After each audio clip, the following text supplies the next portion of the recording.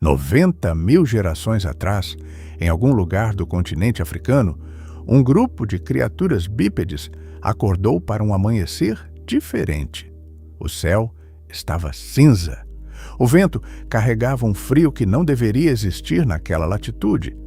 As planícies que antes sustentavam enormes manadas estavam silenciosas, varridas por um vento seco que cheirava a poeira e a morte.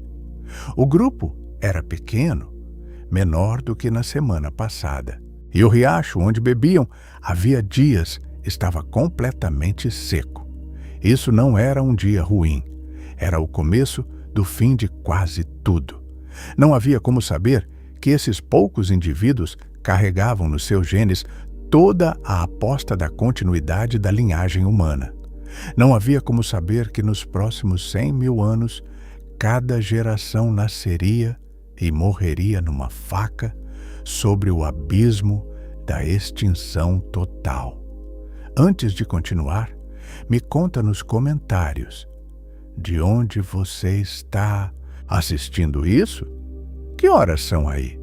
E quantos graus está no seu lugar? Tenho curiosidade de saber de onde vem a galera do Sr. Primal. Aproveita também para se inscrever no canal e deixar um like. Isso ajuda demais o canal a continuar trazendo conteúdo como esse. A Terra, há 900 mil anos, era um planeta reconhecível, mas profundamente diferente do que você conhece hoje. Os continentes estavam nas mesmas posições, os oceanos no mesmo lugar, mas o clima era completamente outro. O planeta entrava numa das fases mais instáveis de toda a Era do Quaternário, um período geológico marcado por oscilações climáticas violentas e rápidas na escala do tempo geológico. Os cientistas chamam esse momento de Revolução do Pleistoceno Médio. Foi quando o ciclo das glaciações mudou de ritmo abruptamente. Antes de 900 mil anos atrás, as eras glaciais vinham e iam em ciclos de aproximadamente 41 mil anos, controladas pela inclinação do eixo da Terra. Mas por razões que os cientistas ainda debatem, esse ritmo mudou. Os ciclos passaram a durar 100 mil anos e as glaciações se tornaram mais longas, mais profundas e muito mais brutais. Para entender o impacto, pense assim. Imagine que o inverno na sua cidade, que dura 3 meses, de repente passasse a durar 7 meses. E ficasse assim por 40 mil anos seguidos, com quedas de temperatura que transformariam regiões hoje tropicais em paisagens de estepe fria. Não estamos falando de uma mudança climática gradual e suave. Estamos falando de uma reorganização violenta e relativamente rápida dos padrões climáticos globais. O gelo avançou. Enormes calotas polares cresceram sobre a América do Norte, a Europa e partes da Ásia. O nível do mar despencou mais de 120 metros abaixo do nível atual. Áreas que hoje são fundo de oceano estavam secas e expostas. Mas isso não ajudava os ancestrais humanos na África, porque as regiões que eles habitavam estavam sofrendo com algo diferente: seca extrema e fragmentação de ecossistemas inteiros. A vegetação que sustentava a cadeia alimentar desapareceu. As florestas recuaram para fragmentos isolados. As savanas se tornaram desertos. Os rios secaram sazonalmente. Os lagos encolheram a frações do seu tamanho. O que antes era um corredor verde conectando populações animais diferentes transformou-se numa barreira árida e intransponível. E nesse mundo em colapso ecológico, uma espécie de hominídeo tentava sobreviver sem fogo controlado, sem roupas, sem agricultura, sem nenhuma das ferramentas que tornariam seus descendentes invencíveis. quem eram exatamente esses seres? A resposta não é simples e por uma boa razão. A ciência ainda debate. Há 900 mil anos, o planeta tinha pelo menos 2 ou 3 linhagens de hominídeos coexistindo em diferentes partes do mundo. Na África, a linhagem que nos interessa mais estava em transição entre o que os paleontólogos chamam de Homo heidelbergensis, primitivo, e formas mais antigas que ainda compartilhavam características com o Homo erectus. Não eram Homo sapiens.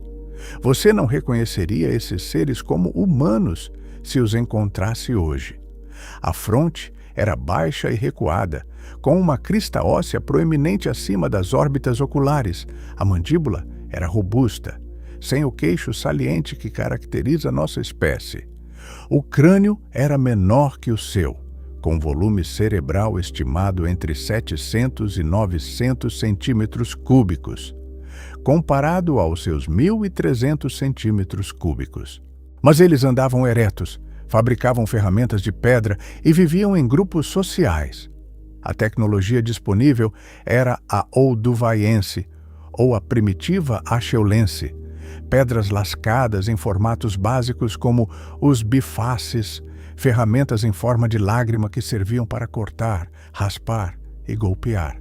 Nenhum arco, nenhuma lança sofisticada, nenhum anzol. A caça dependia de perseguição, emboscada e oportunismo. Muito provavelmente, esses hominídeos eram mais carniceiros do que caçadores, seguindo outros predadores e roubando carcaças quando podiam, disputando a refeição com hienas e abutres numa savana cada vez mais árida. A comunicação era pré-linguagem no sentido moderno.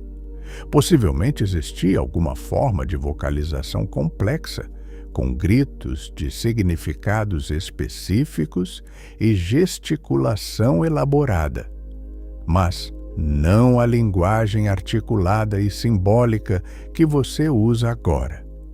O pensamento simbólico, a capacidade de planejar o futuro abstrato, de contar histórias, de imaginar o que não existe, tudo isso estava provavelmente ausente ou em estágios absolutamente rudimentares. Esses seres viviam no presente imediato.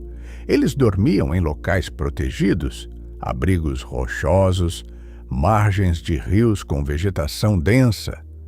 Viviam em grupos de talvez 20 a 50 indivíduos, estruturados por hierarquias baseadas em força física, experiência e laços familiares. A vida média era curta. 40 anos seria uma velhice extraordinária nesse mundo. A maioria morria antes dos 30, por infecções, lesões de caça, complicações no parto ou simplesmente pela fome e pela exposição ao frio que chegava cada vez mais fundo nas noites africanas. A ciência não sabia disso por décadas. Ninguém suspeitava que nossa linhagem havia passado por um colapso tão extremo. A pista veio de um lugar inesperado, do DNA, não de fósseis, não de artefatos de pedra, mas da informação codificada dentro de cada uma das suas células, uma mensagem deixada por sobreviventes que não tinham palavras para descrever o que estavam vivendo. Em 2023, uma equipe de pesquisadores publicou um estudo que sacudiu o campo da paleogenômica. Liderada por cientistas das universidades de Wuhan e Texas, a equipe desenvolveu um novo método computacional chamado FIT-COAL, Fast Infinitesimal Time Coalescent, para analisar os genomas de seres humanos modernos. O FIT-COAL é uma ferramenta que reconstrói o tamanho das populações ancestrais ao longo do tempo como uma máquina do tempo estatística aplicada ao DNA vivo. O que eles encontraram nos genomas de mais de 3.000 pessoas de diferentes etnias foi chocante. Havia uma assinatura genômica clara e inegável de um evento catastrófico. Em algum momento, entre 890.000 e 830.000 anos atrás, um período de aproximadamente 200.000 anos, a população ancestral que deu origem a toda a humanidade moderna despencou para algo entre 1.200 e 2.000 indivíduos reprodutivos. 2.000 indivíduos. Para ter ideia da escala, o Parque Nacional do Serengeti, na África, abriga hoje mais de 3.000 leões. Nossa espécie inteira estava mais ameaçada de extinção do que um leão no Serengeti atual. A diversidade genética que o Fitchko detectou era consistente com uma população que permaneceu nesse nível lamentavelmente baixo por mais de 100.000 anos. Não foi um colapso rápido seguido de recuperação. Foi uma longa agonia geracional, que durou mais do que toda a história escrita da humanidade, multiplicada por 10. Para entender o que esse número significa em termos práticos, 2.000 indivíduos reprodutivos para toda a humanidade. Nenhum dos outros 8 bilhões de pessoas que vivem hoje existiria se qualquer coisa tivesse dado errado naquele período. Uma única seca a mais, uma única praga devastadora, um único inverno mais longo do que o esperado. E você não estaria aqui. Ninguém estaria. O universo seria idêntico em tudo, exceto pela ausência completa de seres humanos em sua superfície. O que o estudo do Fitchko revelou não era apenas o tamanho mínimo da população, era a trajetória completa. A população entrou em colapso rápido ao longo de algumas dezenas de milhares de anos e então ficou estagnada num platô terrivelmente baixo por tempo prolongado. Não havia sinal de recuperação significativa entre os dados genômicos. Geração após geração, os números não cresciam. O grupo permanecia pequeno, vulnerável, no limite absoluto entre existência e extinção. Os demógrafos têm um conceito chamado tamanho efetivo de população, que difere do número total de indivíduos vivos. O tamanho efetivo leva em conta quantos indivíduos realmente se reproduzem e passam genes adiante. Uma população de 10.000 indivíduos, onde apenas 500 se reproduzem, tem um tamanho efetivo de 500. O que o Fitchko calculou era exatamente esse número efetivo, entre 1.200 e 2.000 indivíduos reprodutivos. Traduzindo para número total de pessoas vivas, incluindo crianças, idosos e adultos não reprodutivos, a população total naquela época era provavelmente de 5.000 a 26.000 pessoas espalhadas por um continente inteiro. Alguns pesquisadores discutem os limites superiores dessa estimativa, mas o dado central, que a população efetiva caiu dramaticamente e ficou baixa por tempo prolongado, é amplamente corroborado por análises independentes de diferentes partes do DNA humano moderno. 100.000 anos é um tempo quase incompreensível na escala humana. São aproximadamente 4.000 gerações. Para comparar, toda a história escrita da humanidade cobre apenas 350 gerações. Da construção das pirâmides até hoje. O gargalo durou mais de 10 vezes toda a história registrada. 10 vezes, da escrita cuneiforme até a inteligência artificial, essas populações minúsculas sobreviveram no limite absoluto do colapso total, sem saber que eram os últimos de sua linhagem. O principal culpado pelo colapso era climático. A revolução do Pleistoceno Médio não era apenas uma mudança de temperatura, era uma reorganização completa dos ecossistemas africanos. E para entender o impacto em detalhe, precisamos mergulhar no que os geólogos chamam de MIS 22, o estágio isotópico marinho 22, uma das glaciações mais severas de todo o Pleistoceno, que aconteceu aproximadamente entre 900 e 2830 mil anos atrás. As temperaturas globais despencaram de forma abrupta durante o MIS 22, na África do Leste, onde provavelmente estavam concentrados os ancestrais humanos. As chuvas diminuíram drasticamente. O Lago Vitória, hoje o maior lago tropical do mundo, provavelmente secou completamente durante esse período, deixando onde hoje há água apenas uma planície árida com sedimentos ressecados. Os grandes lagos do Rift africano, Tanganica, Malau e Turkana, encolheram a frações diminutas do seu tamanho atual. A floresta tropical da Bacia do Congo recuou dramaticamente. O que hoje é uma floresta contínua de 2 milhões de quilômetros quadrados se fragmentou em ilhas de vegetação densa, separadas por corredores áridos e hostis. Esse fenômeno é crucial para entender o colapso. A fragmentação não mata populações diretamente. Ela as isola. E o isolamento, para uma espécie com baixa densidade populacional, é um caminho direto para a extinção local em cascata. Pense assim: uma população de 300 indivíduos numa bacia fértil. Se a bacia seca e se divide em 2 fragmentos, cada lado fica com 150 indivíduos. Já é pouco. Se as chuvas continuam escassas e a caça diminui, cada grupo pode cair para 50 ou menos. Grupos abaixo de 50 indivíduos reprodutivos entram numa zona de perigo chamada espiral de extinção.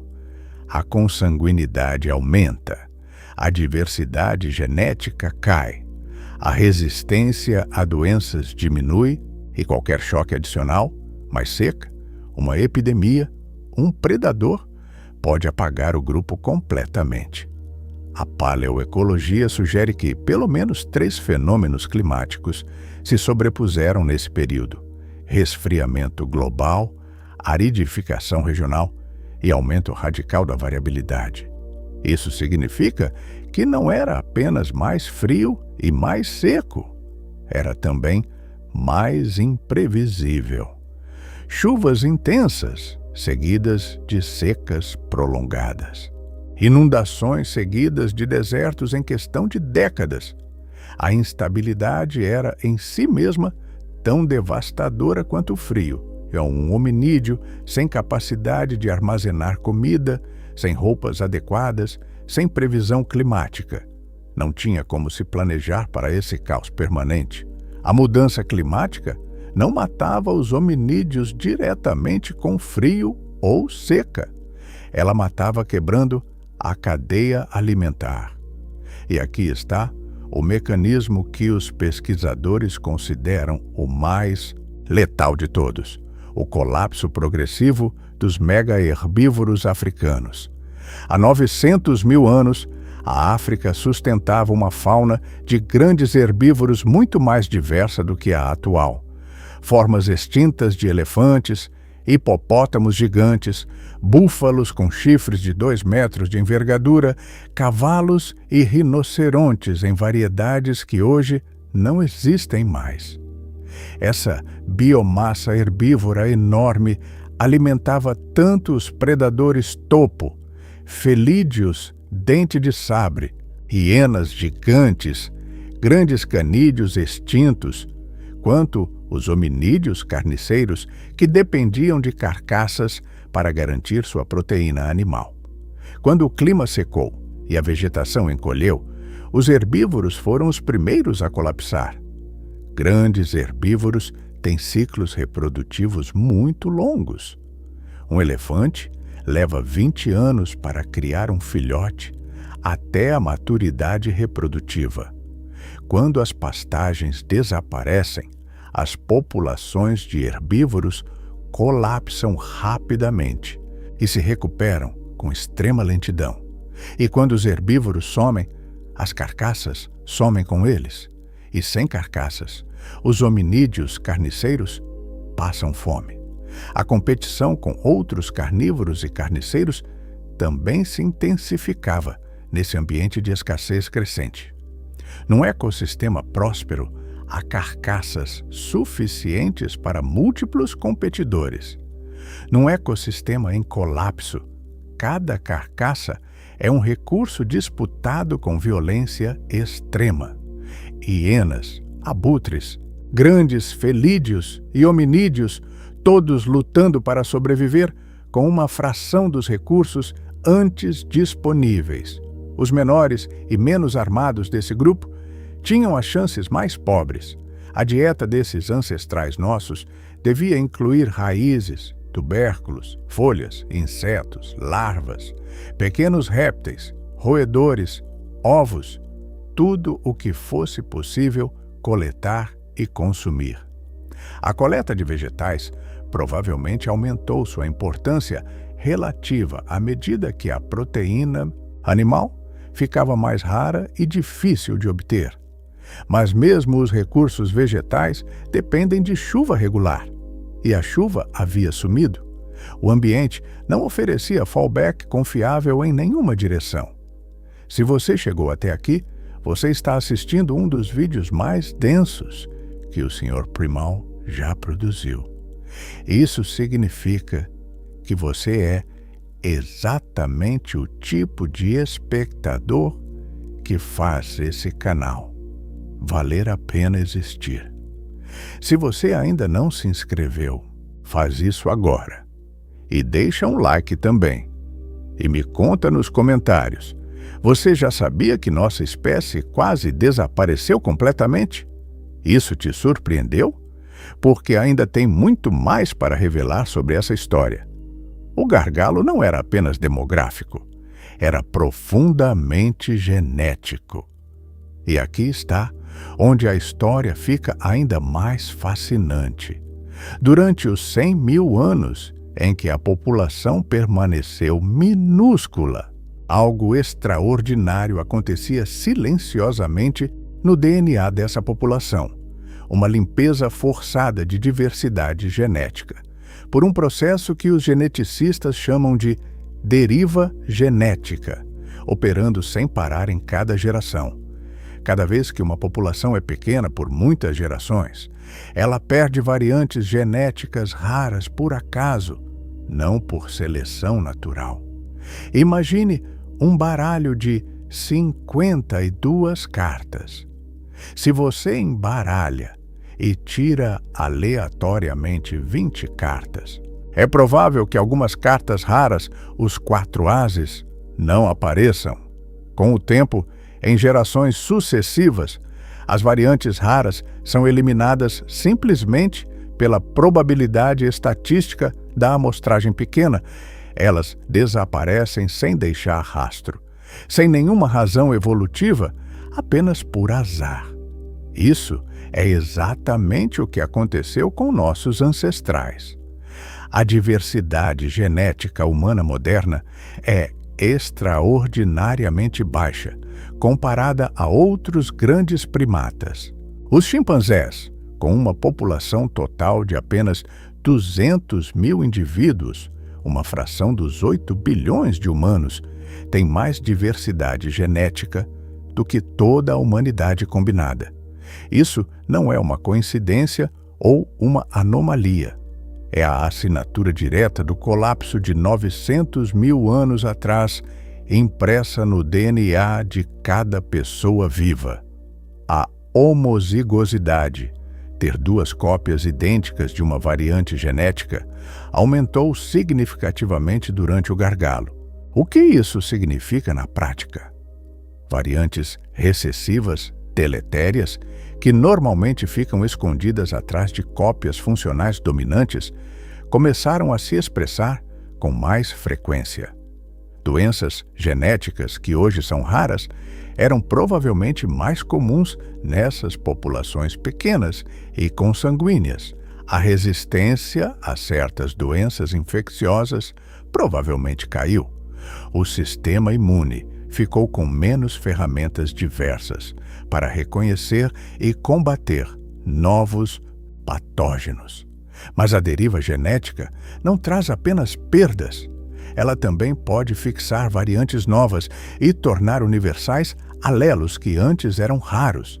É possível que características físicas e cognitivas que identificamos como tipicamente humanas tenham se fixado nessa época precisamente por causa da deriva.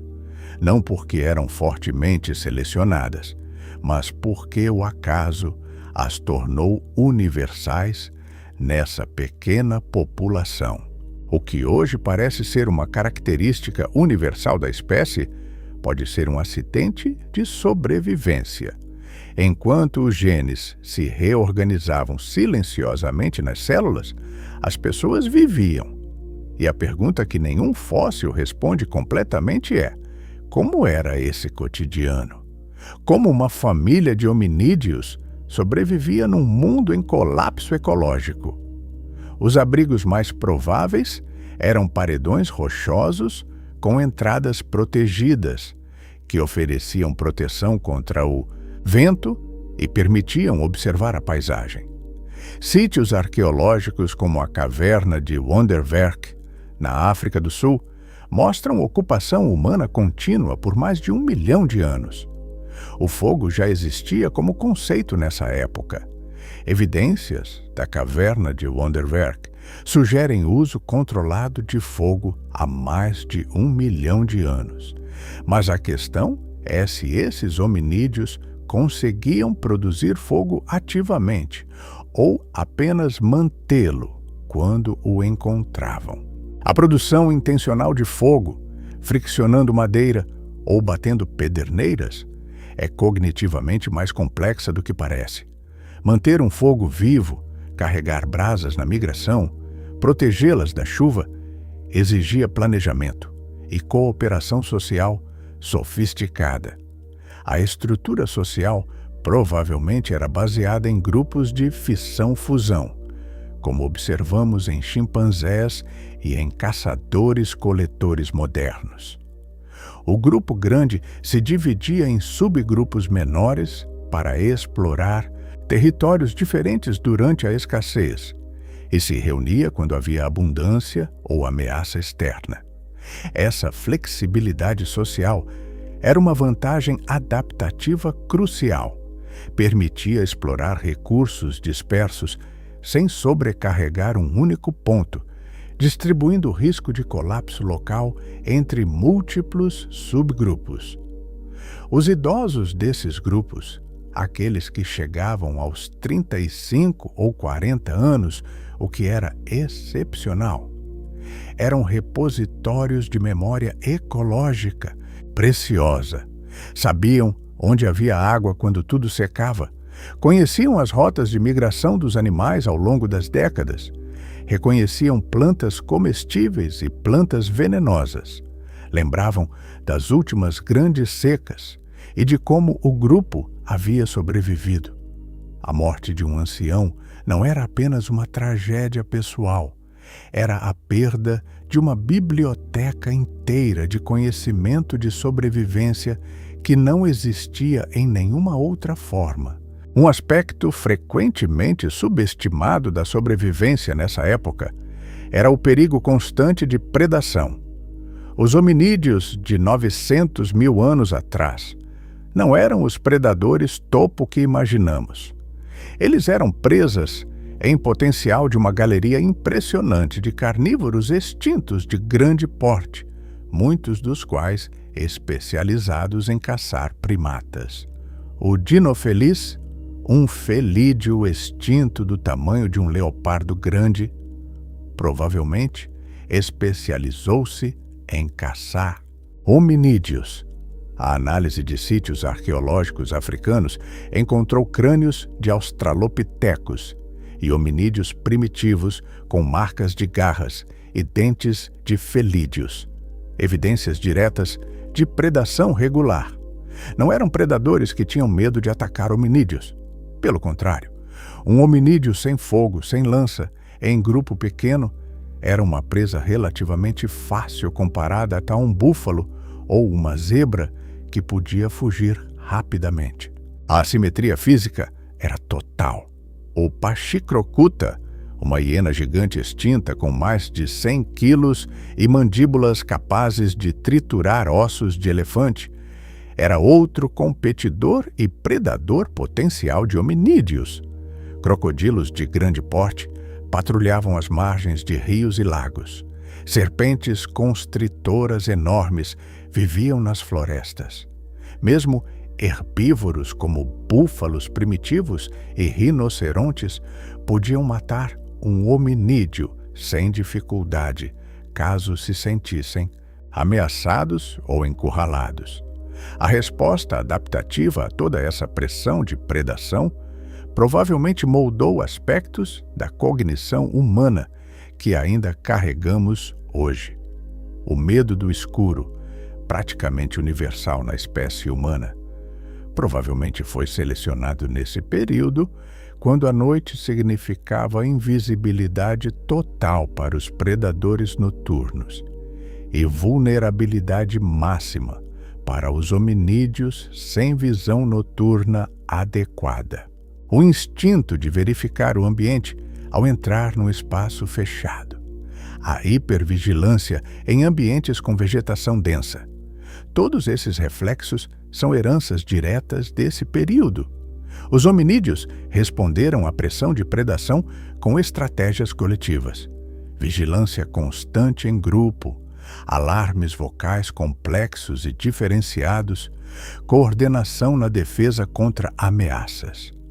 Evidências indiretas sugerem que o uso de projéteis, pedras arremessadas com força e precisão, pode ter se desenvolvido parcialmente como defesa contra predadores antes mesmo de se tornar uma técnica primária de caça. Um grupo de 20 hominídeos atirando pedras em concerto pode afastar um leopardo, uma hiena ou um dinofeliz, que de outro modo atacaria sem hesitar. Uma das teorias mais fascinantes para explicar como esse grupo minúsculo sobreviveu por 100 mil anos é a hipótese dos refúgios africanos. A ideia central é que, durante o período mais severo do colapso climático, a população humana ancestral se concentrou em um ou poucos refúgios, regiões que mantiveram condições habitáveis enquanto o restante do continente tornava-se inóspito e letal para hominídeos sem tecnologia avançada. A África do Sul e o litoral leste da África são os candidatos mais prováveis para esses refúgios. A região costeira do que hoje é a África do Sul tinha características excepcionais. A corrente fria de Benguela criava padrões climáticos locais que mantinham alguma umidade, mesmo quando o interior continental secava. O litoral oferecia recursos alimentares adicionais, frutos do mar, moluscos, crustáceos, algas, que complementavam a dieta em tempos de escassez terrestre severa. Sítios arqueológicos como Pinnacle Point, na costa sul da África do Sul, mostram evidências de exploração de recursos marinhos por hominídeos com mais de 160 mil anos. Embora isso seja posterior ao gargalo, sugere que a adaptação a ambientes costeiros tem raízes profundas na linhagem humana. É razoável supor que as populações sobreviventes do gargalo também explorassem recursos costeiros como estratégia central de sobrevivência, quando o interior colapsava. A hipótese dos refúgios explica uma observação que intriga os geneticistas. A diversidade genética humana moderna é maior na África, especialmente no sul da África e entre grupos como os Khoisan, do que em qualquer outra região do mundo. Isso sugere que a população sobrevivente do gargalo estava principalmente na África Austral e Oriental, e que daí se expandiu lentamente para repovoar o continente, e centenas de milhares de anos depois, o mundo inteiro.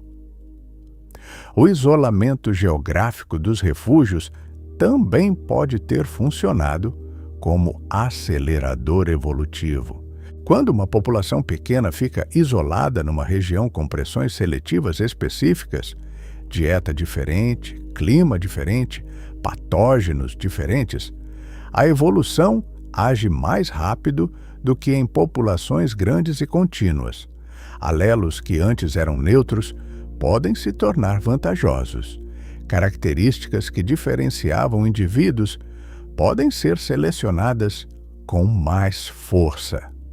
É nesse contexto que alguns pesquisadores situam o surgimento de adaptações cognitivas que, mais tarde, definiram o Homo sapiens como espécie única.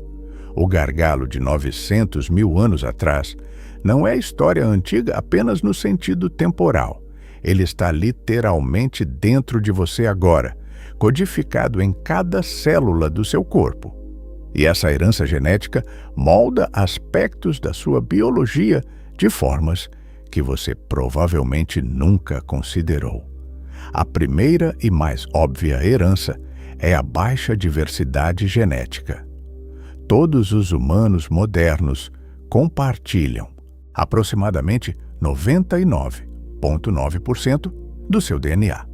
Somos geneticamente a espécie de grandes mamíferos menos diversa que existe. 2 chimpanzés capturados em florestas diferentes podem ter mais diferenças genéticas entre si do que um europeu e um africano têm entre si. Isso não é trivial. Significa que toda a humanidade, com toda a sua variedade aparente de línguas, culturas, aparências e histórias, veio de um grupo ancestral incrivelmente restrito. A diversidade que vemos é superficial e recente. As semelhanças profundas são esmagadoras e vêm diretamente do gargalo. Essa falta de diversidade tem consequências médicas concretas que afetam populações hoje. Certas doenças genéticas que em espécies mais diversas ficam confinadas a linhagens específicas se tornaram mais espalhadas na humanidade, porque todos descendemos do mesmo grupo pequeno.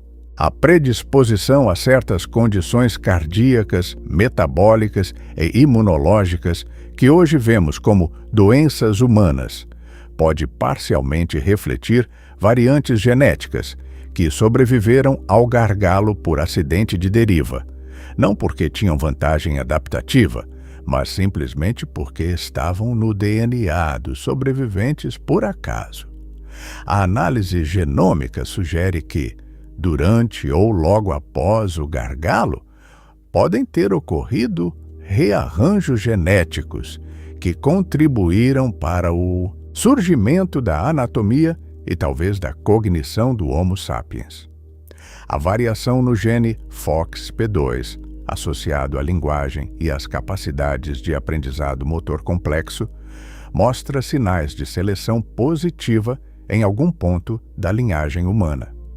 Alguns pesquisadores sugerem que pressões evolutivas intensas durante períodos de população pequena, como o gargalo, aceleraram a fixação de variantes favoráveis em genes cognitivos críticos.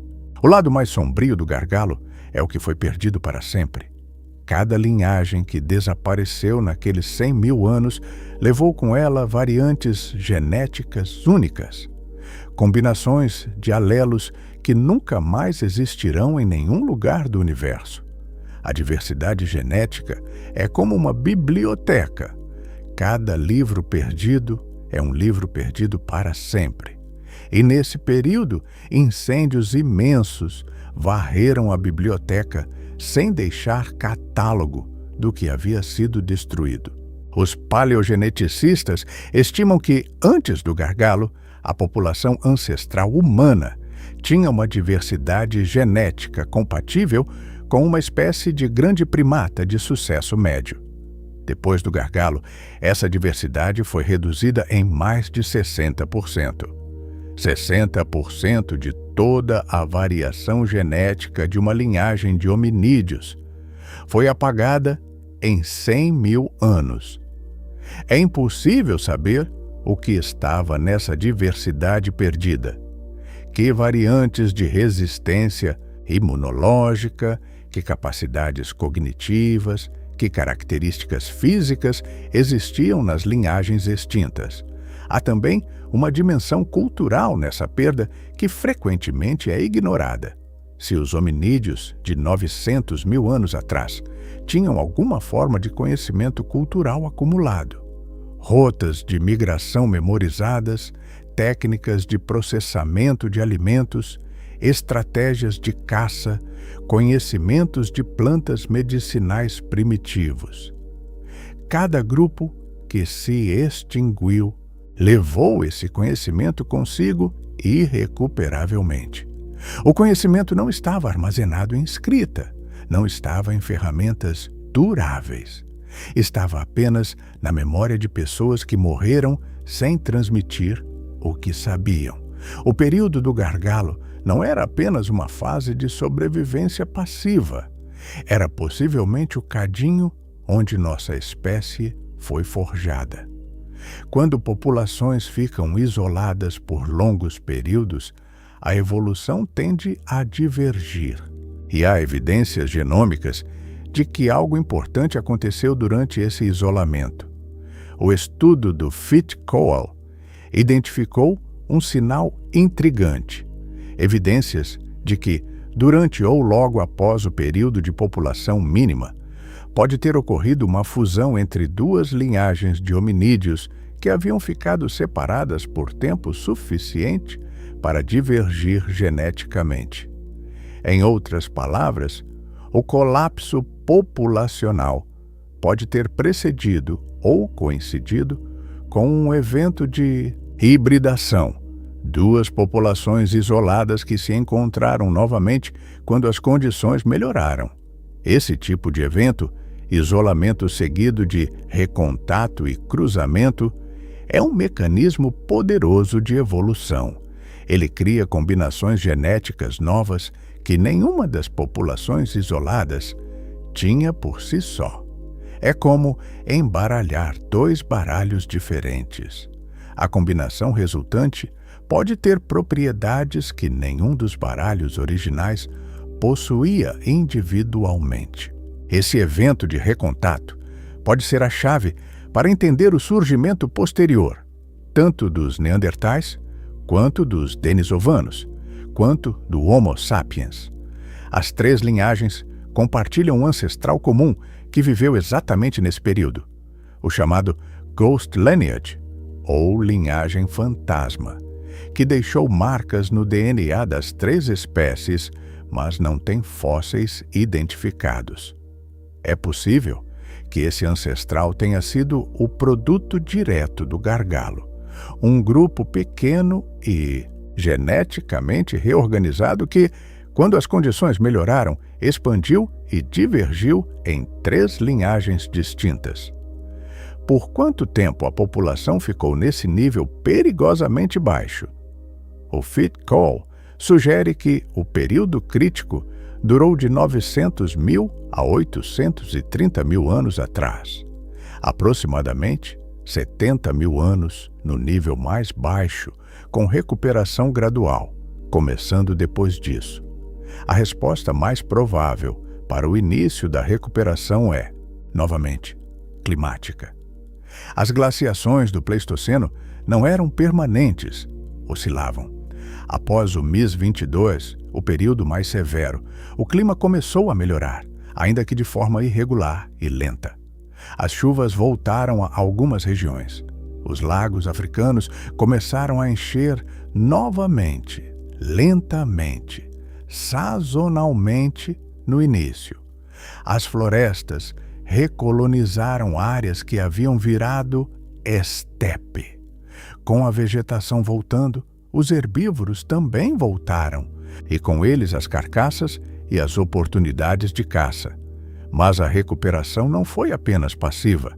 Evidências arqueológicas sugerem que nesse período ocorreram avanços tecnológicos que tornaram os hominídeos mais eficientes na exploração de qualquer recurso disponível no ambiente deteriorado.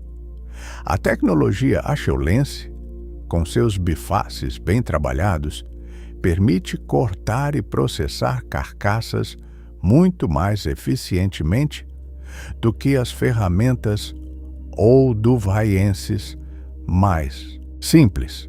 Melhor tecnologia significava extrair mais calorias de cada carcaça encontrada, desperdiçar menos da proteína disponível, sobreviver em condições mais adversas. E a capacidade de aprender e transmitir inovações tecnológicas, por mais rudimentar que fosse, era ela mesma uma vantagem evolutiva que diferenciava esses hominídeos de todos os outros animais que competiam pelos mesmos recursos escassos. O gargalo de 900 mil anos não é o único evento desse tipo na história humana, mas é provavelmente o mais severo que nossos ancestrais diretos enfrentaram.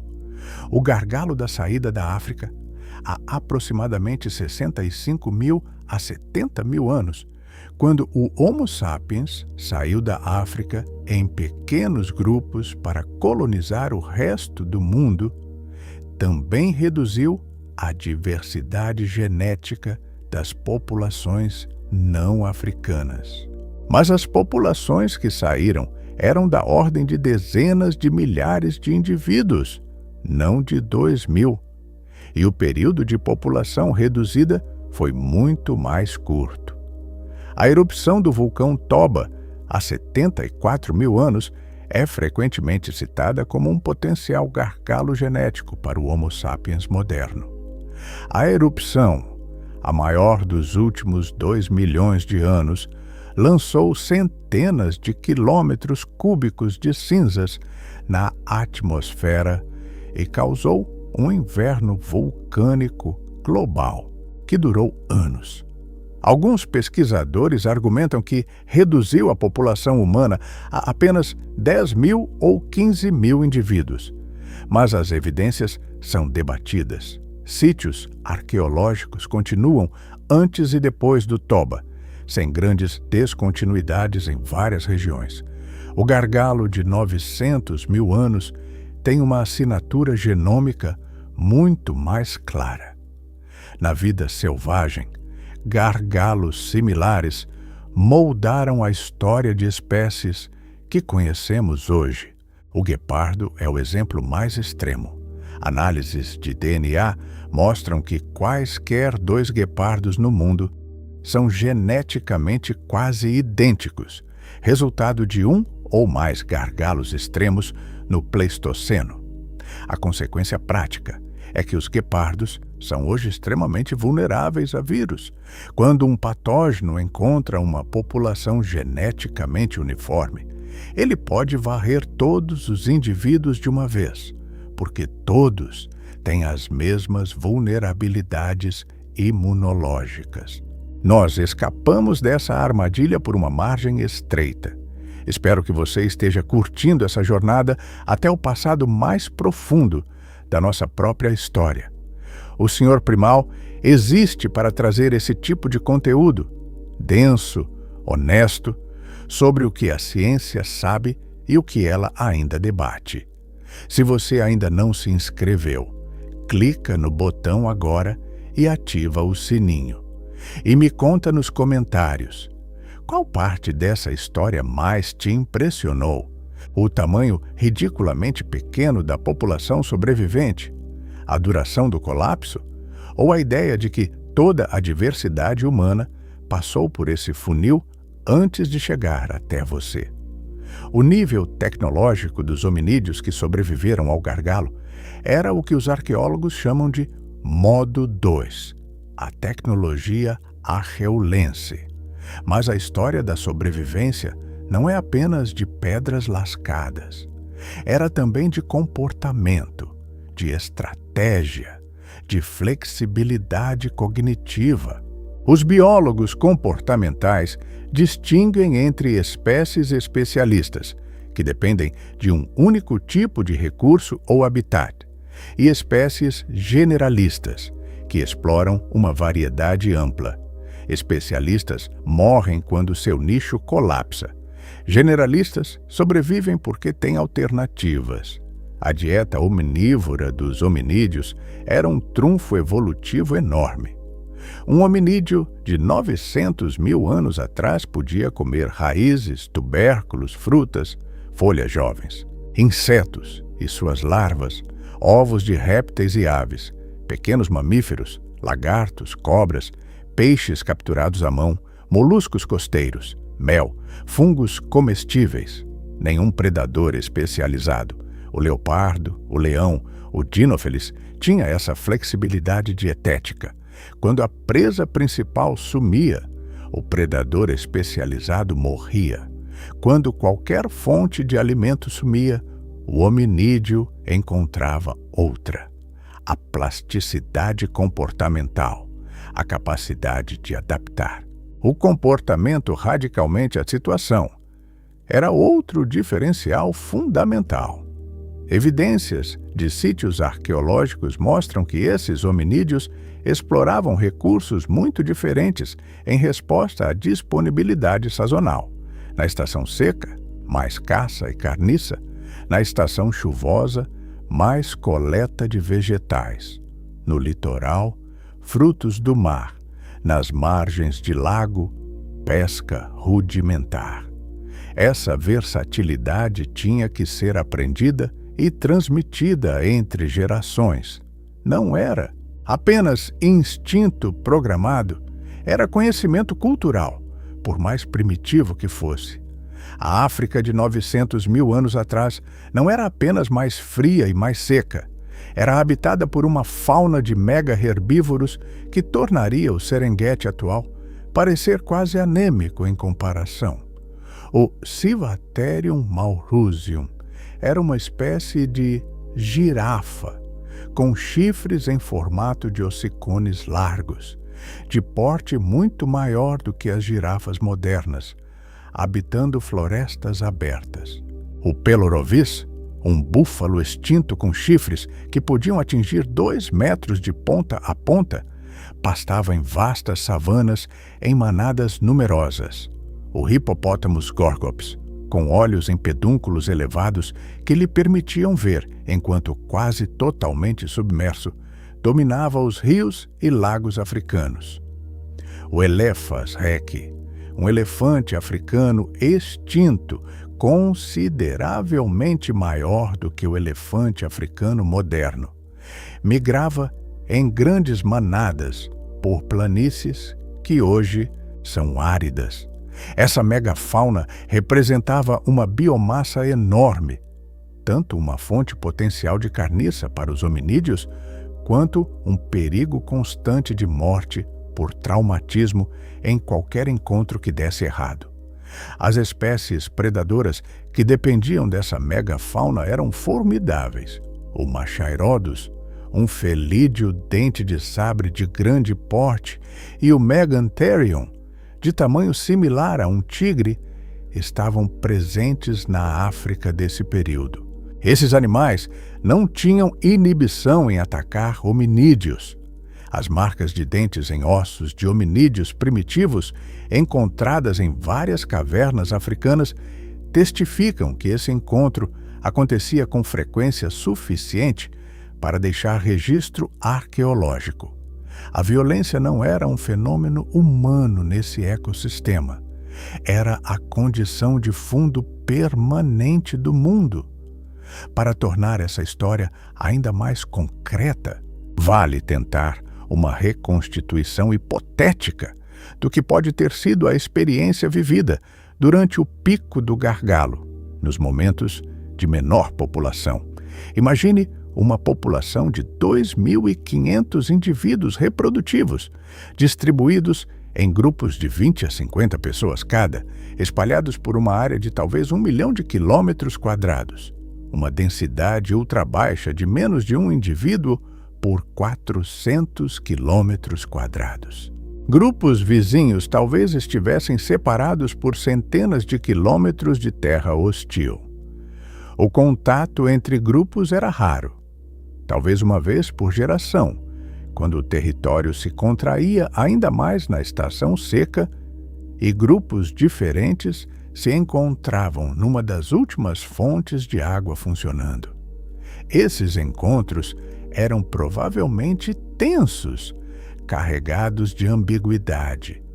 Recursos escassos criam competição, não cooperação instintiva. Mas havia também uma pressão evolutiva oposta e crucial. O intercâmbio genético entre grupos era necessário para a sobrevivência genética de longo prazo.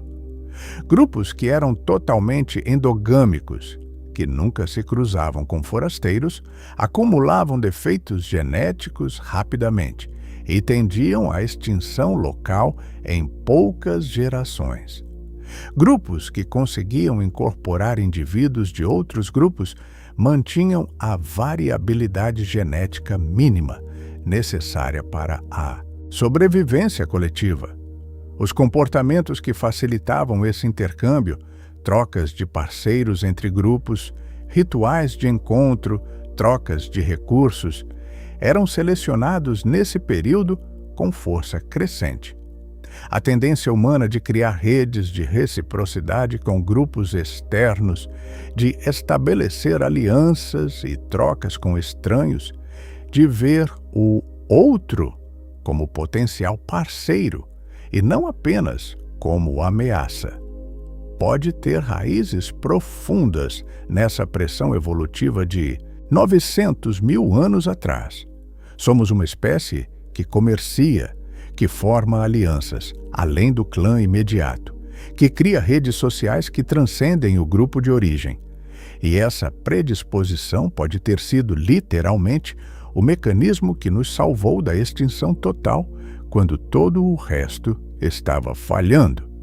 Os psicólogos evolucionistas argumentam que muitas das peculiaridades do comportamento humano moderno fazem mais sentido quando interpretadas como adaptações a ambientes ancestrais de extrema escassez, o viés de negatividade, a tendência humana de dar mais peso a informações negativas do que positivas, pode ser herança direta de um ambiente onde ignorar um sinal de perigo era potencialmente fatal, mas ignorar uma oportunidade de recurso era apenas desvantajoso. A seleção favoreceu os paranoicos, porque os relaxados não sobreviveram para passar seus genes adiante.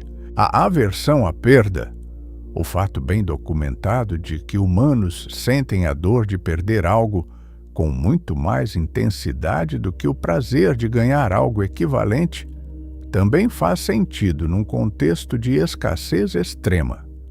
Numa população no limite da sobrevivência, perder recursos era potencialmente fatal. O indivíduo que protegia o que tinha com extrema agressividade tinha mais chance de sobreviver do que o indivíduo generoso que dividia recursos escassos com estranhos. A avareza foi selecionada como estratégia de sobrevivência. A ciência desse gargalo está longe de ser consensual. O estudo de 2023 que o revelou foi recebido com entusiasmo e ceticismo simultâneos, o que é exatamente como a ciência deveria funcionar.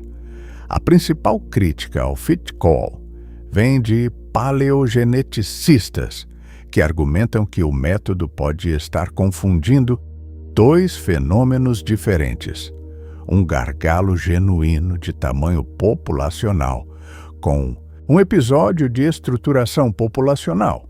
Populações separadas que não trocavam genes entre si, mas que não eram necessariamente pequenas em termos absolutos.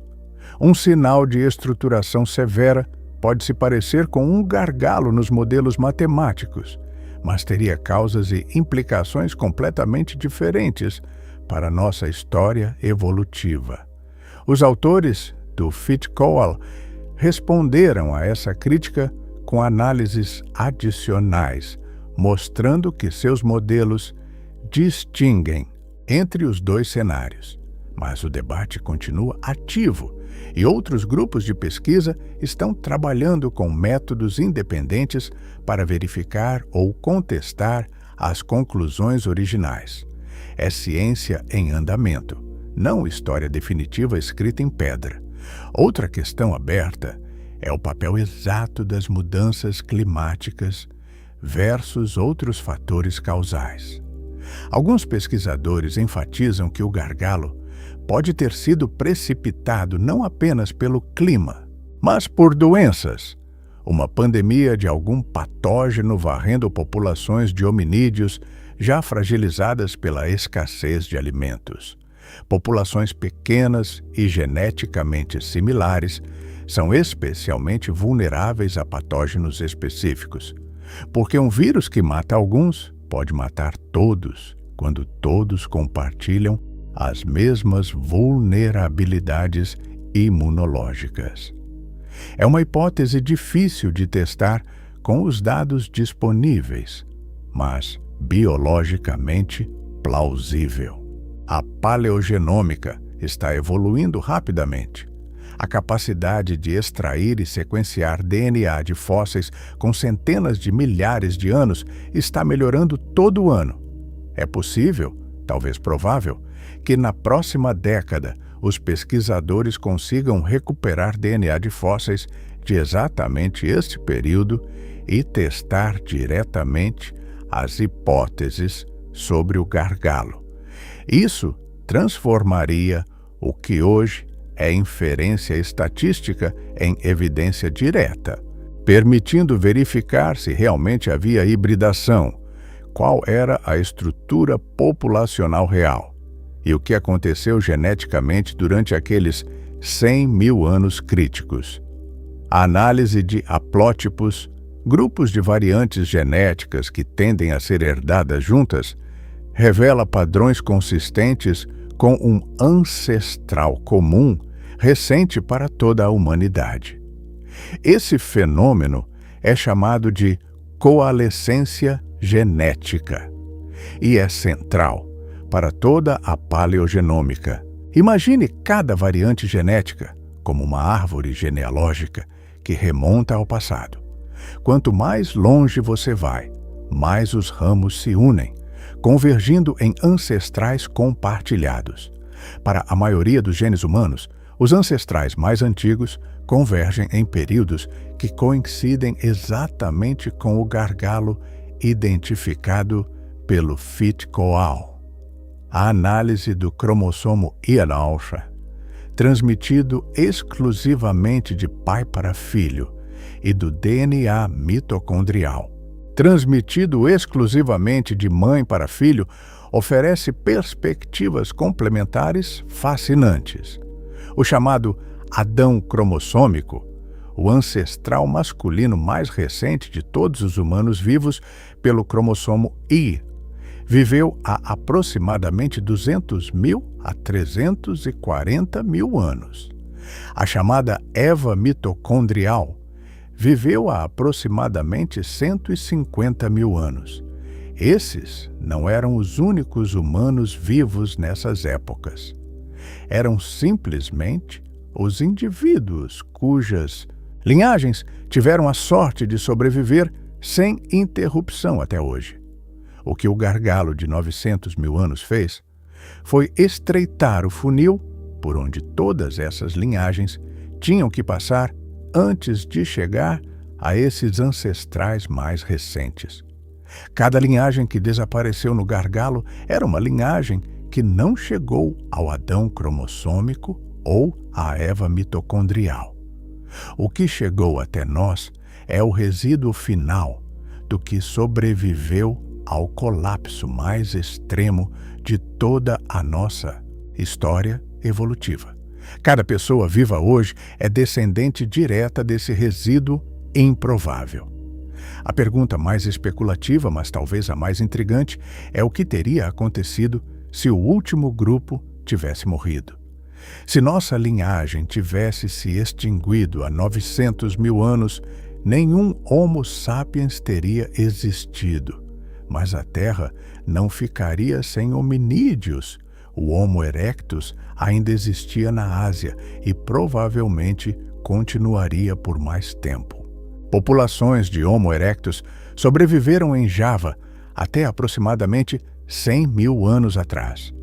Na Europa, os ancestrais dos Neandertais estavam se desenvolvendo independentemente, mas nem o Homo erectus tardio, nem os Neandertais mostraram a mesma trajetória de desenvolvimento cognitivo e tecnológico que o Homo sapiens. Os Neandertais, apesar de serem uma espécie de grande inteligência e habilidade comprovadas, permaneceram tecnologicamente relativamente estáticos por centenas de milhares de anos, com pouca inovação cumulativa acelerada.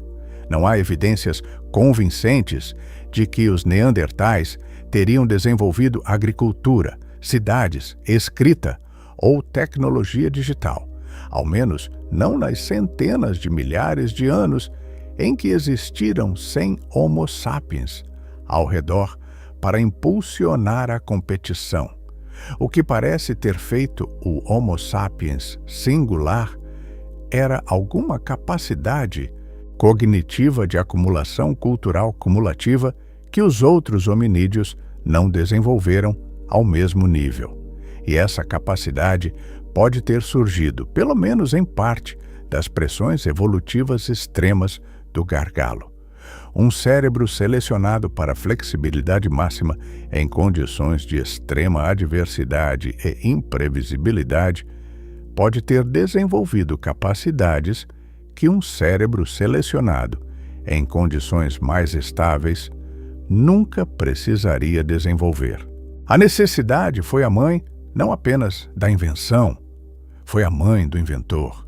Há 900 mil anos, em algum refúgio costeiro do sul da África, famílias de hominídeos caçavam moluscos nas pedras expostas pela maré baixa, quebravam conchas com pedras talhadas, assavam carne sobre brasas mantidas vivas com cuidado obsessivo, dormiam em grupos encostados uns nos outros contra o frio que aumentava a cada inverno. Eles não sabiam que eram os últimos. Não tinham conceito de extinção, de espécie, do peso histórico do que representavam. Simplesmente sobreviviam. Já passamos por mais de 1 milhão de anos de história nesse vídeo. Se você chegou até aqui, você é exatamente o tipo de espectador para quem o Senhor Primal existe. Inscreve-se agora se ainda não fez isso, ativa o sininho e deixa um like. Cada interação ajuda o canal a continuar existindo e trazendo esse tipo de conteúdo para mais pessoas. Me conta nos comentários também o que você achou mais impressionante até agora. A recuperação do gargalo não foi um evento único. Foi um processo que se acelerou progressivamente ao longo de centenas de milhares de anos. Após 830 mil anos atrás, o clima começou uma série de oscilações que, embora ainda severas, eram menos extremas do que o pico do MIS 22. As populações humanas ancestrais começaram a crescer, lentamente no início, depois com mais força à medida que as condições melhoravam e as populações ganhavam momentum demográfico. O crescimento populacional não era uniforme. Algumas regiões recuperavam mais rápido, dependendo das condições locais e dos recursos disponíveis. É provável que populações em refúgios costeiros tenham crescido primeiro, depois se expandido gradualmente para o interior, à medida que a vegetação e a fauna retornavam. Um mecanismo de feedback positivo entrou em ação. Mais pessoas significava mais chances de alguém descobrir algo novo. Mais inovação significava mais eficiência na exploração de recursos. Mais eficiência significava mais pessoas. Por volta de 500 mil anos atrás, a população ancestral humana na África havia crescido o suficiente para começar a se expandir para novas regiões e, no processo, divergir nas linhagens que dariam origem ao Homo sapiens no sul e leste da África, aos neandertais no norte e oeste europeu e aos denisovanos na Ásia. O gargalo havia sido superado. A diversidade genética nunca seria totalmente recuperada, essa perda foi permanente. Mas a espécie havia sobrevivido. E desse ponto em diante, a história acelerou dramaticamente. A medicina de precisão, a abordagem que adapta tratamentos ao perfil genético individual, é possível porque os humanos têm variação genética suficiente para que diferentes pessoas respondam diferentemente ao mesmo medicamento. Mas essa variação é muito menor do que seria em uma espécie que não passou por gargalos tão severos. O que isso significa na prática é que as ferramentas de medicina de precisão desenvolvidas para populações europeias funcionam menos bem em populações africanas, porque a maior diversidade genética africana não foi adequadamente capturada nos bancos de dados genômicos. O sistema imune humano é projetado para reconhecer uma gama de patógenos, e essa gama é codificada em genes como o complexo de histocompatibilidade principal, o MHC. Populações com mais diversidade no MHC têm um repertório imunológico mais amplo e versátil. A baixa diversidade do MHC humano, legado direto dos gargalos evolutivos, pode ser parte da razão pela qual certas infecções virais encontram nossa espécie inteira vulnerável de uma só vez, enquanto espécies mais diversas geneticamente têm sempre subpopulações com resistência natural. Há 900 mil anos, numa África que você não reconheceria, um grupo de 2.000 pessoas carregava toda a aposta da nossa existência. Eles não sabiam disso? Não tinham palavras para a ideia de extinção, para o conceito de espécie, para o peso do que representavam. Eles apenas sobreviviam. Um dia de cada vez, uma estação de cada vez, uma geração de cada vez. E isso foi o suficiente. Não sobreviveram por grandiosidade ou por propósito divino. Sobreviveram porque eram generalistas flexíveis, tinham coesão social mínima e tiveram sorte suficiente. Cada célula do seu corpo carrega a memória desse colapso, não como trauma consciente, mas como estrutura genética, a baixa diversidade, as predisposições imunológicas, os vieses cognitivos, a tendência ao tribalismo e a aversão à perda. Tudo isso é herança direta dos 2.000 que sobreviveram. E a pergunta que esse gargalo deixa em aberto não é sobre o passado, é sobre o presente. Em que medida as adaptações que nos salvaram há 900 mil anos nos ameaçam agora? O tribalismo que mantinha grupos pequenos coesos se torna inimigo de uma civilização global. A aversão à perda que protegia recursos escassos se torna obstáculo às mudanças necessárias para enfrentar crises planetárias. O viés de negatividade que nos mantinha vigilantes se torna combustível para indústrias de medo e desinformação.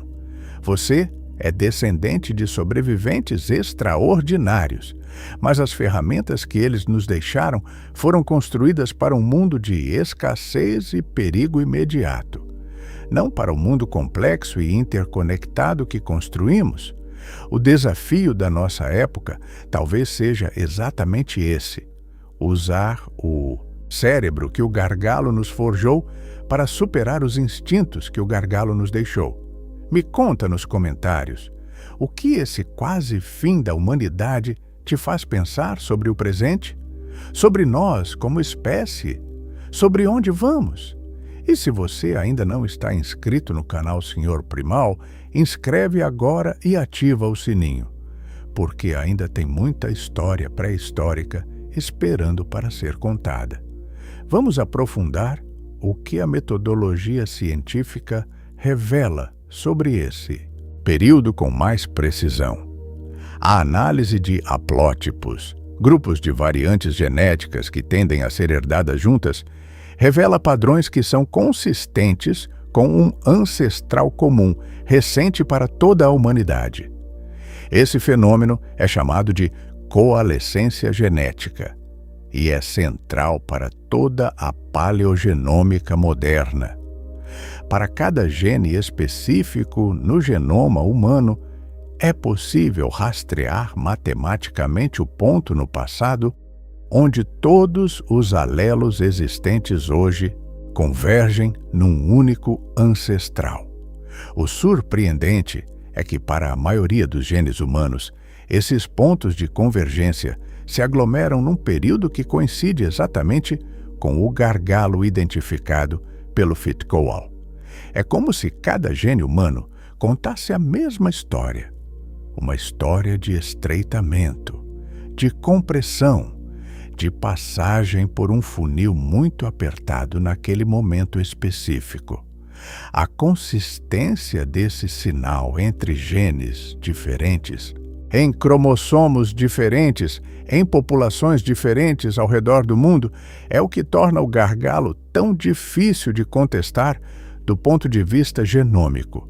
A análise de segmentos de identidade por descendência, partes do DNA que são idênticas, porque foram herdadas do mesmo ancestral recente, sem recombinação, confirma que a base genética de toda a humanidade é extraordinariamente estreita para uma espécie de grande primata bem-sucedida. Cada vez que dois humanos de diferentes partes do mundo são comparados geneticamente, a quantidade de material compartilhado é muito maior do que seria esperado se não houvesse passado por um evento de compressão populacional severo. O debate científico sobre o mecanismo exato do gargalo envolve também discussões sobre o papel do acaso versus seleção natural durante esse período. A deriva genética, o processo de mudança aleatória nas frequências de alelos em populações pequenas, é matematicamente muito mais poderosa em populações de 2.000 indivíduos do que em populações de 2 milhões. Numa população pequena, um alelo pode desaparecer ou se fixar completamente em questão de poucas gerações, puramente por acaso, mesmo que esse alelo não tenha nenhum efeito sobre a sobrevivência. Isso cria uma situação paradoxal e fascinante. Durante o gargalo, a evolução humana pode ter sido menos controlada pela seleção natural, que favorece os mais adaptados, e mais controlada pelo acaso puro. Características que sobreviveram não eram necessariamente as melhores ou as mais adaptativas, eram simplesmente as que estavam nos indivíduos que, por sorte ou por acesso a um refúgio específico, sobreviveram.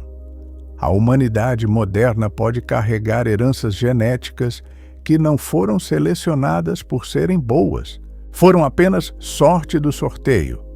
O que os geneticistas chamam de sweep seletivo, quando uma variante genética vantajosa se espalha rapidamente por uma população, é diferente do que ocorreu no gargalo. Um sweep seletivo aumenta a frequência de um alelo, porque esse alelo confere vantagem.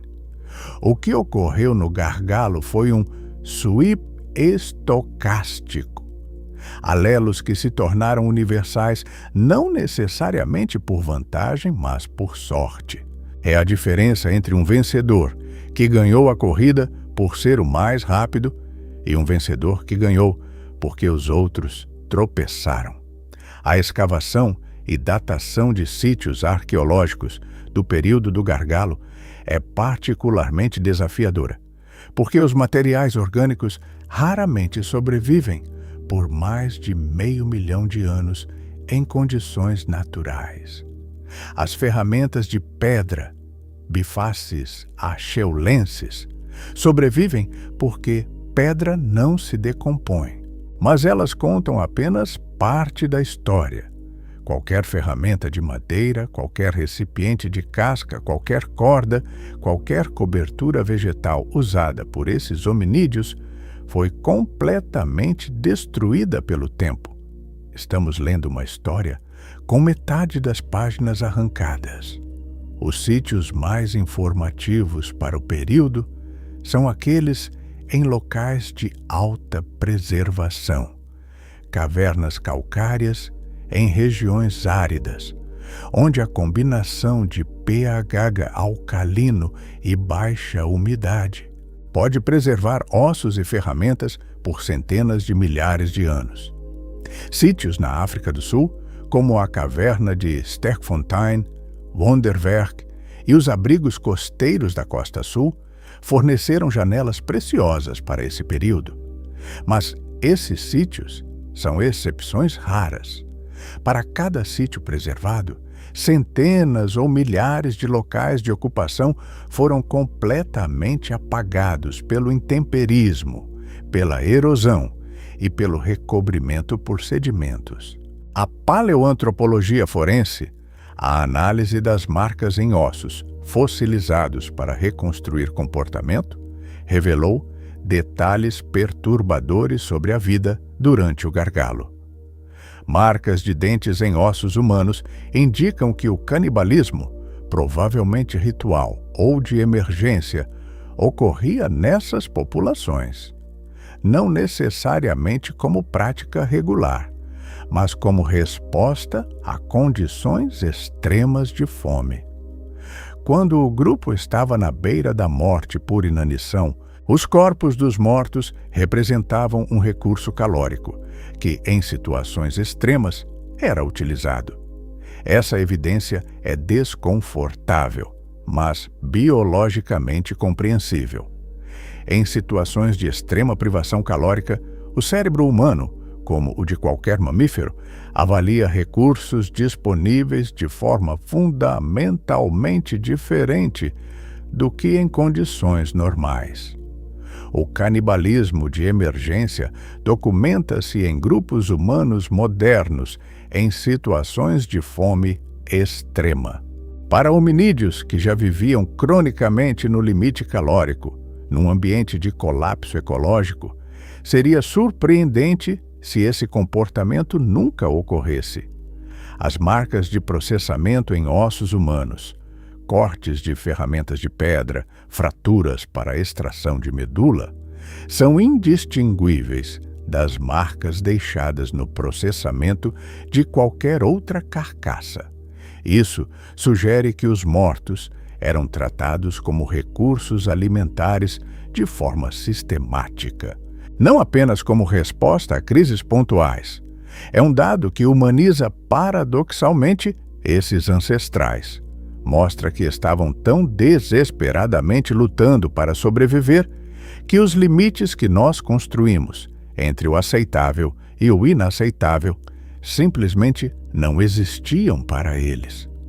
O desenvolvimento do comportamento social complexo durante o gargalo é uma área de especulação fundamentada que merece atenção. A teoria do cérebro social, desenvolvida pelo primatologista Robin Dunbar propõe que o cérebro grande dos primatas evoluiu principalmente para lidar com as complexidades das relações sociais, não com os desafios do ambiente físico. E se isso é verdade, então o ambiente social dos hominídeos no gargalo foi, paradoxalmente, um campo de seleção intenso para capacidades cognitivas sociais avançadas. Em grupos de 20 a 50 indivíduos, vivendo em escassez extrema, a capacidade de gerenciar relações sociais complexas, de lembrar quem ajudou quem, de identificar trapaceiros, de manter coalização estáveis, de negociar status sem violência constante, era literalmente uma questão de vida ou morte. Um indivíduo que era expulso do grupo por comportamento antissocial ou por incapacidade de se integrar numa rede de reciprocidade não tinha chances de sobreviver sozinho por muito tempo. O grupo era a condição de sobrevivência, e o grupo exigia inteligência social sofisticada. A linguagem gestual e vocal que esses hominídeos usavam provavelmente teve uma pressão seletiva intensa nesse período. Não a linguagem simbólica completa do Homo sapiens moderno, mas sistemas de comunicação mais elaborados do que os dos outros grandes primatas. A capacidade de comunicar a água além daquelas colinas, a 3 dias de caminhada, mesmo que de forma rudimentar, por gestos e vocalizações, valia mais do que qualquer ferramenta de pedra. A informação compartilhada sobre recursos era, naquele ambiente, literalmente o bem mais valioso que existia. Os pesquisadores especulam que o período do gargalo pode ter sido o momento em que a transmissão cultural de informações sobre o ambiente, em oposição à transmissão genética de instintos, se tornou suficientemente confiável para fazer uma diferença mensurável na sobrevivência. Antes disso, os instintos dominavam. Depois, a cultura começou a complementar e, eventualmente, a superar os instintos como principal mecanismo de adaptação. E essa transição, de espécie instintiva para a espécie cultural, pode ter ocorrido precisamente porque as condições extremas do gargalo selecionaram com força inédita as capacidades que permitiam a transmissão cultural. Os primeiros sinais de comportamento simbólico no registro arqueológico aparecem muito depois do gargalo. Marcas geométricas em ocre na caverna de Blombos, África do Sul, datadas de 75 mil anos atrás. Contas feitas de conchas datadas de 100 mil anos.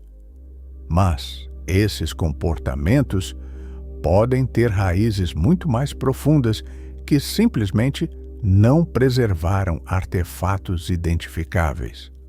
O pensamento simbólico pode ter começado muito antes de produzir evidências físicas duráveis.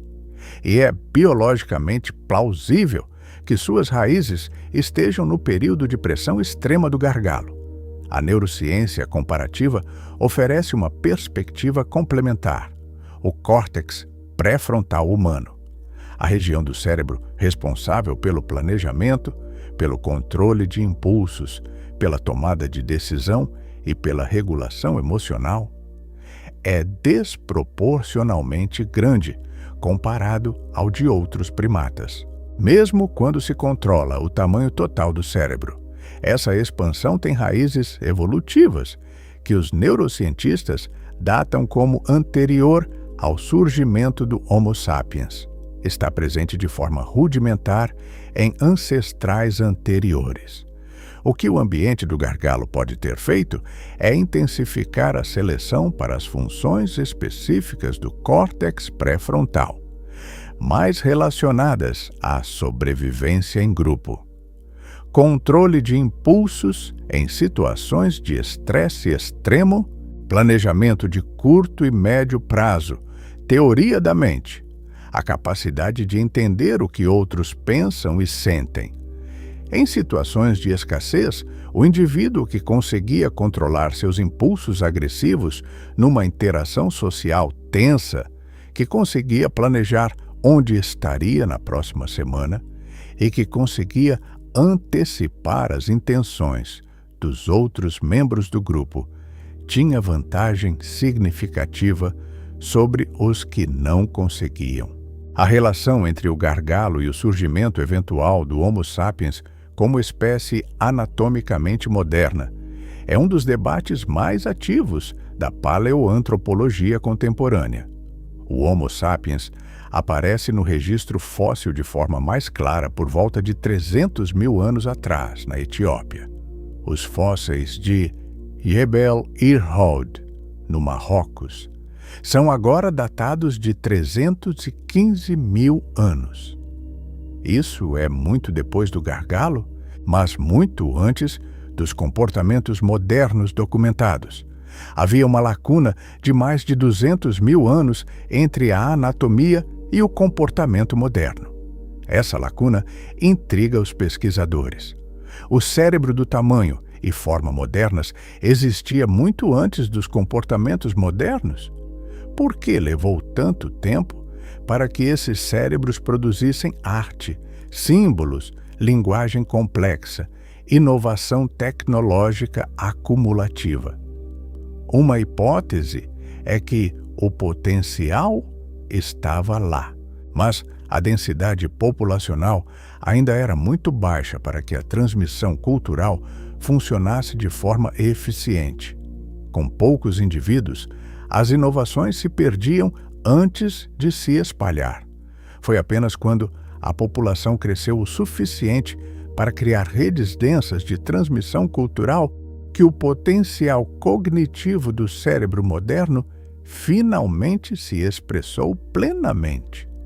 O planeta não fica parado enquanto a humanidade luta para sobreviver. Enquanto os hominídeos do gargalo sobreviviam nos seus refúgios africanos, o resto do mundo continuava sua história natural. Na Europa, os ancestrais dos neandertais ocupavam cavernas desde Portugal até a Sibéria, caçando mamutes, rinocerontes lanudos, bisões e renas com lanças bem trabalhadas.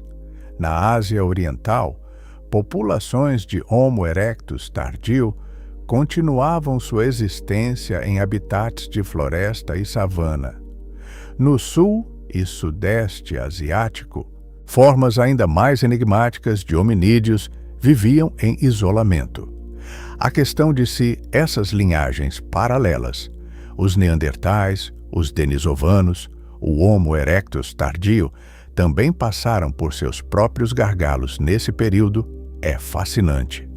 Os neandertais mostram sinais genéticos de baixa diversidade e consanguinidade que sugerem que suas populações também eram pequenas e isoladas por longos períodos.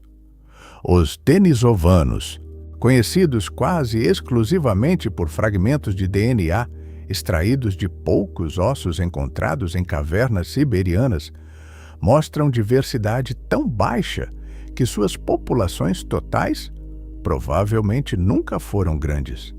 O mundo do Pleistoceno Médio era um mundo de hominídeos raros, espalhados em grupos pequenos e isolados por vastas distâncias, cada um adaptado a seu ambiente local, cada um no fio da navalha entre sobrevivência e extinção. Desses grupos, apenas a linhagem africana que sobreviveu ao gargalo eventualmente daria origem ao Homo sapiens e, através dos Homo sapiens, absorveria ou substituiria todas as outras linhagens. O destino aparentemente inevitável do mundo era a humanidade, mas nada era inevitável. Era apenas o que aconteceu. A análise da diversidade genética entre populações humanas modernas permite reconstruir com alguma precisão os padrões de migração e expansão que ocorreram após o gargalo. Os Khoisan, do sul da África, os bosquímanos, têm a maior diversidade genética de qualquer população humana viva. Isso é consistente com a hipótese de que a população que sobreviveu ao gargalo estava principalmente na África Meridional e que os Khoisan descendem mais diretamente dessa população fundadora, sem ter passado por tantos gargalos subsequentes quanto outros grupos. Os pigmeus da África Central, as populações Aká, Baka e outras, também mostram diversidade genética muito alta e uma linhagem que divergiu muito cedo de outros grupos africanos. Isso sugere que populações que habitavam os refúgios florestais do centro-oeste africano podem ter sobrevivido de forma relativamente isolada por longos períodos após o gargalo principal, preservando variantes genéticas que outros grupos perderam durante suas próprias expansões e migrações subsequentes. Em contraste, as populações não africanas, europeus, asiáticos, americanos nativos, australianos aborígenes, todas mostram diversidade genética significativamente menor do que as populações africanas. Isso reflete dois efeitos compounded. Primeiro, o gargalo original de 900 mil anos atrás. Segundo, o gargalo da saída da África há 65 a 70 mil anos, quando grupos pequenos atravessaram a Península Arábica ou o corredor costeiro asiático, carregando apenas uma fração da diversidade genética africana. A geometria da diversidade genética humana, maior no sul e leste da África, diminuindo progressivamente à medida que você se afasta, é um mapa de como a humanidade se espalhou pelo mundo a partir de um ponto de origem africano. Cada migração para uma nova região era um novo mini-gargalo, um novo estreitamento do funil genético.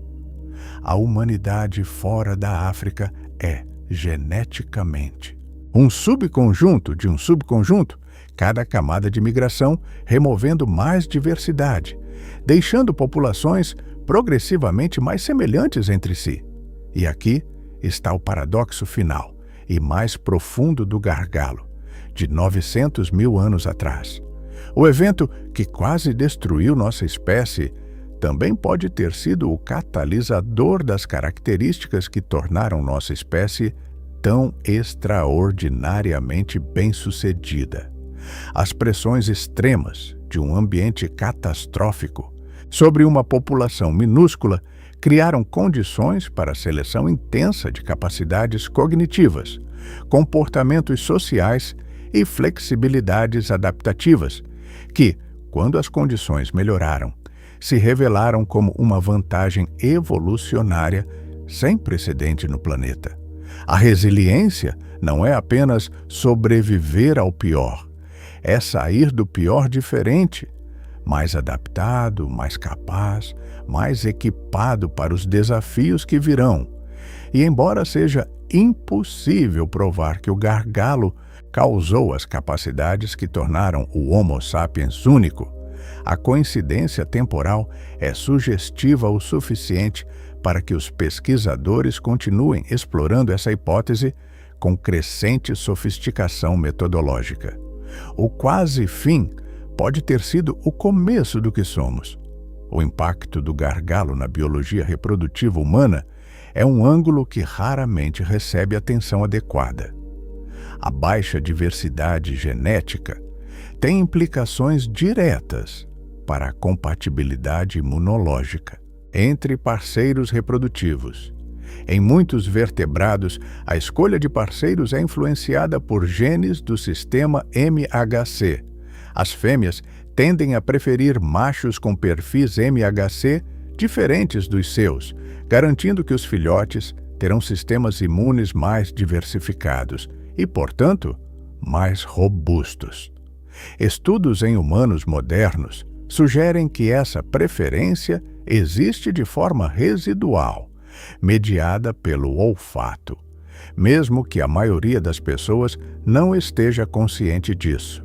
Durante o gargalo, com populações de 2.000 indivíduos e grupos fechados de 20 a 50 pessoas, encontrar um parceiro com perfil MHC suficientemente diferente era difícil. A consanguinidade aumentava não apenas por falta de opções externas, mas porque mesmo dentro do grupo disponível, todos eram parentes relativamente próximos. A cada geração, o pool genético efetivo ficava um pouco mais restrito. E o resultado? Menor diversidade MHC, maior uniformidade genética. É exatamente o que vemos no DNA humano moderno comparado a outros primatas. A biologia reprodutiva também coloca em perspectiva a velocidade com que populações pequenas podem recuperar ou perder diversidade. Uma população de 2.000 indivíduos reprodutivos tem uma taxa de substituição genética. O tempo médio para que um alelo se fixe ou se perca completamente, de apenas 4.000 gerações, ou cerca de 100.000 anos. Isso significa que durante os 100.000 anos do gargalo, a população teve tempo suficiente para perder por deriva aleatória uma fração enorme de sua diversidade original. O processo era inexorável e silencioso. O calor e a termorregulação eram outro desafio fundamental para esses hominídeos no período do gargalo. A peculiar relativa ausência de pelos no corpo humano, um traço que nos distingue de virtualmente todos os outros mamíferos de tamanho comparável, tem raízes evolutivas que são debatidas, mas que provavelmente antecedem o gargalo. A teoria mais aceita é que a perda de pelos estava associada ao desenvolvimento de glândulas sudoríparas ecrinas mais numerosas e eficientes, permitindo uma termorregulação por evaporação muito mais eficiente do que a dos outros primatas. Essa adaptação era uma vantagem enorme para caçar durante o dia no calor africano. Humanos podem correr por muito mais tempo do que a maioria dos mamíferos, porque conseguem dissipar o calor muscular eficientemente através do suor, enquanto um antílope ou uma zebra superaquecem antes. Mas durante o gargalo, com temperaturas globais caindo e climas se tornando mais frios, a mesma adaptação que era vantajosa no calor tornava-se um desafio no frio.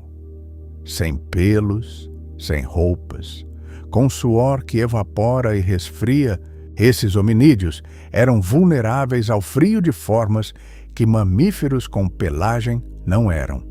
A solução comportamental era dormir agrupados, buscar abrigos protegidos do vento e manter o fogo. A solução evolutiva foi, gradualmente, ao longo de muitas gerações, selecionar corpos com maior proporção de gordura subcutânea em certas regiões, especialmente em bebês e crianças, que precisam de isolamento térmico, sem terem tamanho corporal suficiente para gerar calor por volume. As variações geográficas na proporção de gordura corporal e na distribuição de pigmentação que vemos nos humanos modernos são parcialmente heranças de adaptações a climas diferentes ao longo do Pleistoceno. A questão da cognição e do tamanho do cérebro durante o gargalo envolve um paradoxo metabólico interessante. O cérebro humano consome uma quantidade desproporcional de energia, cerca de 20% de todo o metabolismo de repouso, apesar de representar apenas 2% do peso corporal. Em condições normais de abundância calórica, esse custo metabólico é facilmente compensado pelos benefícios cognitivos que o cérebro grande confere. Mas, em condições de fome crônica, um cérebro grande é um luxo perigoso. Cada caloria que vai para o cérebro é uma caloria que não vai para os músculos, para o sistema imune ou para a reprodução. Em populações cronicamente subnutridas, como provavelmente eram as do gargalo, o custo metabólico do cérebro grande deveria ter sido um sério fardo evolutivo. O fato de que o tamanho cerebral dos hominídeos não diminuiu durante o gargalo, ou se diminuiu, que recuperou completamente depois, sugere que os benefícios cognitivos eram suficientemente grandes para compensar esse custo, mesmo em condições de extrema escassez calórica. O cérebro pagava seu aluguel mesmo quando os alimentos eram escassos. A dieta que sustentava esses cérebros grandes durante o gargalo provavelmente incluía uma proporção importante de ácidos graxos ômega 3, de cadeia longa, DHA e EPA, que são essenciais para o desenvolvimento e funcionamento do cérebro. Os frutos do mar são a fonte mais rica desses ácidos graxos. A hipótese aquática costeira de que a ocupação de ambientes costeiros foi crucial para a evolução do cérebro grande humano ganha força quando se considera que os refúgios do gargalo provavelmente incluíam zonas costeiras e que o consumo de frutos do mar fornecia os nutrientes cerebrais críticos que seriam muito mais difíceis de obter numa dieta exclusivamente terrestre de escassez. Os moluscos bivalves, mexilhões, ostras, berbigões, são nutricionalmente extraordinários. São ricos em proteína completa, em ferro biodisponível, em zinco, em vitamina B12 e, precisamente, em DHA e EPA. Além disso, são abundantes em ambientes costeiros rochosos e relativamente fáceis de coletar. Não exigem as habilidades de caça sofisticadas que a captura de mamíferos grandes requer. Uma família de hominídeos numa praia rochosa africana durante a maré baixa poderia, em poucas horas de coleta, reunir calorias e nutrientes suficientes para vários dias. Comparado à vida de escassez no interior continental, a costa era quase um jardim do Éden. Além dos recursos marinhos, os ambientes estuarinos, onde rios encontram o mar, eram particularmente produtivos. Peixes que migravam entre água doce e salgada concentravam-se nessas zonas de transição. Plantas aquáticas e semiaquáticas com tubérculos ricos em amido cresciam nas margens. Aves aquáticas e seus ovos estavam disponíveis sazonalmente. A produtividade ecológica de um estuário por quilômetro quadrado é muito maior do que a da savana ou da floresta aberta, mesmo em condições climáticas adversas. Para hominídeos, no limite da sobrevivência, essa diferença de produtividade era a diferença entre existir e não existir.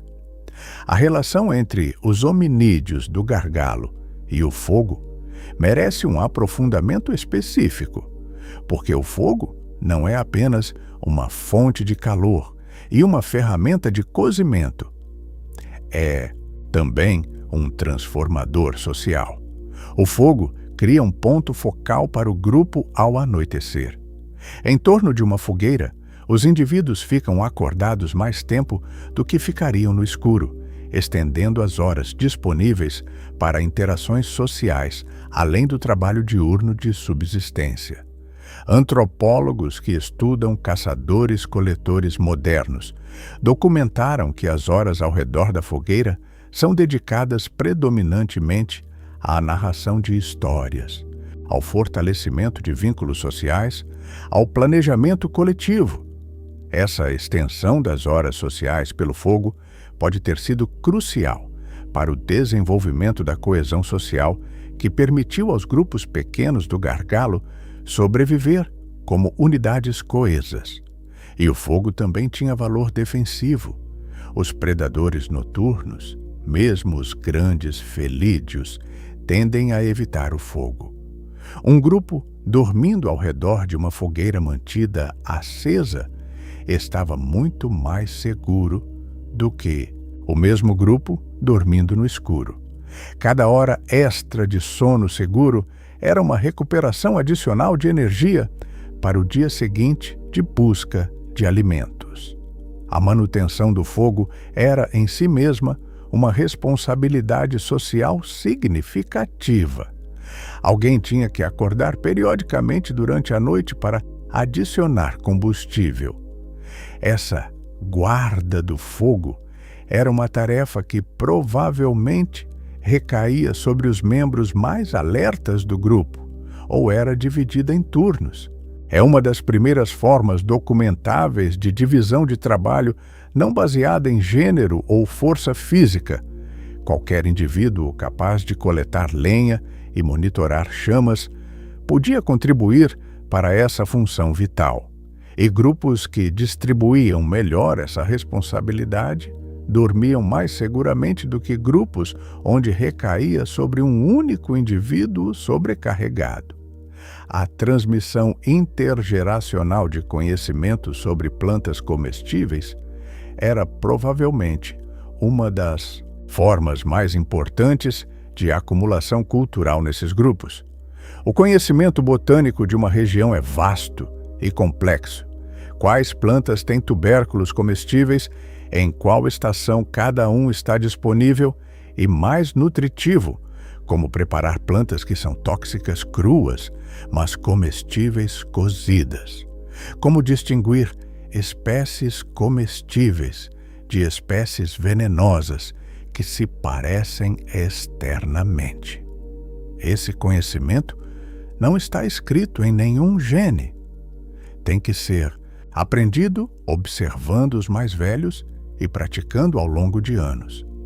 Uma criança de um grupo de caçadores-coletores começa a aprender sobre plantas medicinais e comestíveis muito antes dos 10 anos, observando adultos e participando das coletas com crescente autonomia. Esse aprendizado leva décadas para ser completado. Quando um adulto experiente morria no gargalo, com todo o seu repositório de conhecimento botânico local, o grupo não apenas perdia um membro produtivo, mas perdia anos de conhecimento acumulado que não estava registrado em nenhum lugar além da memória da pessoa. A mortalidade de adultos experientes era, nesse sentido, uma forma de destruição cultural que se renovava a cada geração. Um aspecto da psicologia do gargalo que merece reflexão é o que hoje chamaríamos de saúde mental. Viver cronicamente na beira da fome, vendo membros do grupo morrer regularmente, convivendo com a ameaça constante de predadores, enfrentando um ambiente cada vez mais imprevisível e hostil. Que efeitos isso teria na psicologia de seres com cognição suficiente para antecipar problemas futuros, mas não suficiente para processá-los simbolicamente? A ansiedade crônica, a hipervigilância permanente, os traumas de perda repetida, esses estados psicológicos provavelmente eram a condição de fundo da vida cotidiana, não as exceções. Os neurocientistas sabem que o estresse crônico tem efeitos físicos mensuráveis.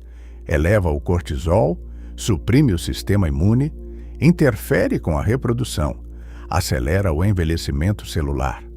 Em populações já sob pressão extrema, o estresse crônico seria um multiplicador de vulnerabilidade.